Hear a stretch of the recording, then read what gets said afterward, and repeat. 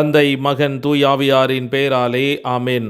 ஆன்ம வழிகாட்டி மே மாதம் 1ஆம் தேதி, மாதத்தினுடைய முதல் வெள்ளிக்கிழமை.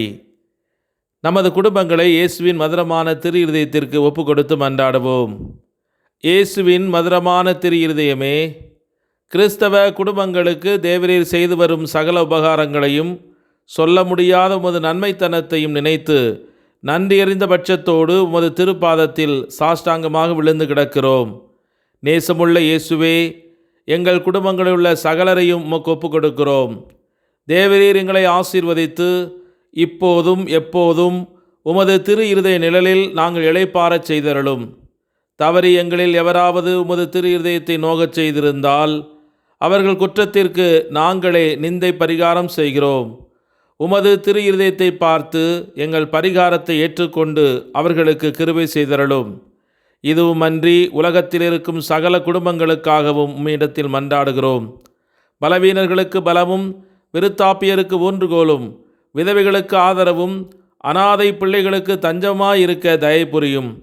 ஒவ்வொரு வீட்டிலும் நோயாளிகள், அவஸ்தைப்படுகிறவர்கள் தலைமாட்டில் தேவரீர் தாமே கண்விழித்து காத்திருப்பீராக. இயேசுவின் இரக்கமுள்ள திரு இருதயமே, சிறு பிள்ளைகளை நீர் எவ்வளவோ பட்சத்தோடு நேசித்தீரே.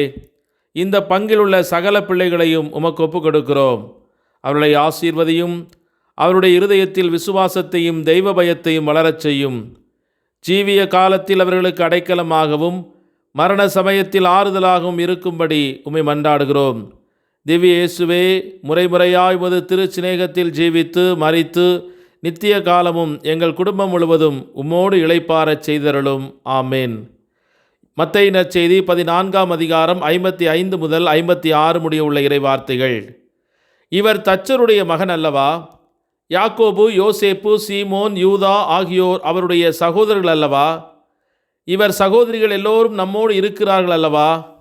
பின் இவருக்கு இவையெல்லாம் எங்கிருந்து வந்தன? இது கிறிஸ்து வழங்கும் வாழ்வு தரும் நற்செய்தி. கிறிஸ்துவே உமக்கு புகழ். சிந்தனை. மே 1 தொழிலாளரான புனித யோசேப்பினுடைய திருவிழாவை கத்தோலிக்க திரு அவை மகிழ்வோடு கொண்டாடி மகிழ்கிறது. ஒவ்வொரு ஆண்டும் மே 1 அன்று கொண்டாடப்படும் இந்த சிறப்பான திருவிழாவினுடைய அர்த்தத்தையும் பொருளையும் இன்று நாம் தியானிப்போம். 1955ஆம் ஆண்டு மே 1ஆம் தேதி இத்தாலிய தொழிலாளர்களின் கத்தோலிக்க சங்கத்தில் ஆற்றிய உரையில் திருத்தந்தை 12ஆம் பயஸ் புனித யோசேப்பு மீதான பக்தியை மேலும் ஒருபடி மேலே கொண்டு சென்றார். மனித உழைப்பு மற்றும் குடும்ப வாழ்க்கை குறித்து கம்யூனிசம் அதன் சோசலிச தத்துவமும் ஏற்படுத்திய வளர்ந்து வரும் கவலைகளை எதிர்கொள்ளும் விதமாக அவர் தொழிலாளரான புனித யோசேப்பின் திருவிழாவை அன்று நிறுவினார். நசரேத்தின் தாழ்மையான கைவினைஞர் கடவுளுக்கும் திருச்சபைக்கும் தொழிலாளியின் கண்ணியத்தை உருவப்படுத்துவது மட்டுமல்லாமல் உங்களுக்கும் உங்கள் குடும்பங்களுக்கும் எப்போதும் முன்னறிந்து பாதுகாக்கும் பாதுகாவலராகவும் இருக்கிறார் என்று அவர் ஆற்றிய அந்த உரை மிகவும் சிறப்பு வாய்ந்தது. சோசலிச நாடுகள் மே 1ஆம் தேதி சர்வதேச தொழிலாளர் தினத்தை கொண்டாடியதால் அதே தினத்தை இந்த திருவிழாவிற்கு அடிப்படையாக அவர்கள் தேர்ந்து கொண்டார்கள். புனித யோசேப்பின் உருவகத்தில் தொழிலாளியை கௌரவிக்கும் ஒரு கத்தோலிக்க திருவிழா இது. சோசலிச சித்தாந்தத்தை எதிர்த்து போராடுவதற்கும் உழைப்பின் கண்ணியத்தை அதன் உரிய இடத்திற்கு மீட்டெடுப்பதற்கும் ஒரு பொருத்தமான வழியாக இது அமைந்திருக்கிறது. உலகின் பல பகுதிகளில் சோசலிசமும் கம்யூனிசமும் மங்கிவிட்ட போதிலும் அவை நிச்சயமாக முற்றிலுமாக மறைந்து விடவில்லை. அவற்றின் தத்துவங்கள் பல அரசியல் அமைப்புகளில் தொடர்ந்து ஊடுருவி வருகின்றன. சுயநல ஆதாயத்தால் பொதுநலன் மறைக்கப்படும் போது கட்டுப்பாடற்ற முதலித்துவமும் ஆரோக்கியமான மனித வளர்ச்சிக்கும் குடும்ப வாழ்க்கைக்கும் ஒரு அச்சுறுத்தலாகவே நீடித்து வருகிறது. இதற்கான பதில் எளிமையானது. புனித யோசேப்பிடம் செல்லுங்கள். நம் காலத்தின் அனைத்து பொருளாதார மற்றும் அரசியல் அமைப்புகளையும் புரிந்து கொள்ளும் அறிவாளிகளாக நாம் மாற வேண்டியதில்லை. மாறாக நாம் அனைவரும் பின்பற்றக்கூடிய புனிதமான முன்மாதிரிகளை நோக்கி திரும்ப வேண்டும் என்று திருச்சபை இன்று அழைப்பு விடுக்கிறது.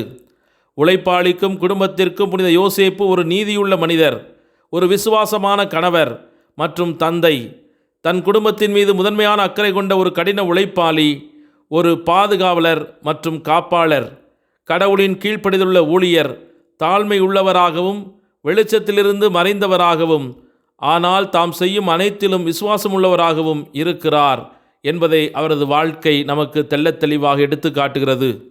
உழைப்பாளியான புனித யோசேப்பை நாம் போற்றும் இவ்வேளையில் உழைப்பின் மாண்பில் ஈடுபடுவதற்கான நமது சொந்த அழைப்பை பற்றி இன்று சிந்தித்து பார்ப்போம். அவ்வாறு செய்யும்போது நம் வேலையை சரியான கண்ணோட்டத்தில் பார்த்து நம் வேலையின் நோக்கம் என்ன, அதீத ஆதாயத்தை தேடி நாம் வரம்பு மீறி உழைக்கிறோமா, நம் வேலையை பற்றி முணுமுணுத்து அது நமக்கு தகுதியற்றது என்றும் தனிப்பட்ட நிறைவிலிருந்து உங்களை தடுக்கிறது என்றும் நாம் உணர்ந்து கொண்டிருக்கிறோமா? புனித யோசேப்பின் நற்பண்பு வழியாய் பின்பற்ற இத்தகைய காரியங்கள் நமக்கு உதவியாக இருக்கின்றன. ஆகவே உழைப்பாளர்களின் பாதுகாவலராக நிறுவப்பட்ட புனித யோசேப்பிடத்தில் உழைப்பாளர்களையும் அதிலிருந்து நீதி, நியாயம் இவற்றை நாம் பெற்றுக்கொள்ளும்படியாக இன்றைய நாளிலே தொழிலாளர்களுக்காகவும் தொழிற்சங்கங்களுக்காகவும் சிறப்பாக குடும்ப தலைவர்களுக்காகவும் இன்றைய நாளிலே இணைந்து மன்றாடுவோம். ஜெபிப்போமாக. நீதிமான்களை வாழ வைக்கும் எங்கள் அன்பு இறைவா, உம்மை நன்றியோடு போற்றி துதித்து ஆராதித்து மகிழ்கிறோம். இந்த புதிய மாதத்தை தந்து அதனை உம்முடைய அன்பு வளர்ப்பு தந்தை ஆகிய நீதிமான் தூய வளனாருடைய பாதுகாப்பில் ஆரம்பிப்பதற்கு எங்களுக்கு அருள் தந்தீரே, உமக்கு கோடி நன்றி ஐயா. பலுகி பெருகி பூமியை நிரப்புங்கள், அதனை உங்களுடைய ஆற்றலுக்கு உட்படுத்துங்கள் என்று எங்களுக்கு ஆசி வழங்கி இந்த உலகத்தை நாங்கள் வாழ்வதற்கென்றே கொடுத்தீரே, நன்றி தகப்பனே. உம்முடைய ஆசீர்வாதத்தோடு இந்த உலகத்தில் வாழ்ந்து உண்மையோடும் உத்தமத்தோடும் இந்த நாடும் வீடும் வளம் பெற உழைத்து உருவாக்கி தங்களையே தியாகம் செய்து வாழ்ந்து கொண்டிருக்கும் அனைத்து உடல் உழைப்பாளர்களையும் உமது வலக்கரம் தாங்கி வழிநடத்துவதாக. சுயநலம் மிகுந்த இந்த உலகத்தின் தீய சக்திகள் அவருடைய உழைப்பை சுரண்டி உயர்வு தாழ்வு காட்டி ஏழைகளாக உழைப்பாளர்களை மாற்றி கொண்டிருக்கிற வறியவர்களாக, ஒன்றுமில்லாதவர்களாக, அங்கீகாரமற்றவர்களாக பயன்படுத்தி தூக்கி எறியும் சமயங்களில் நீரே அவர்களை தேற்றும், அவர்களுக்கு உரிய பங்கை மீட்டுத்தாரும்.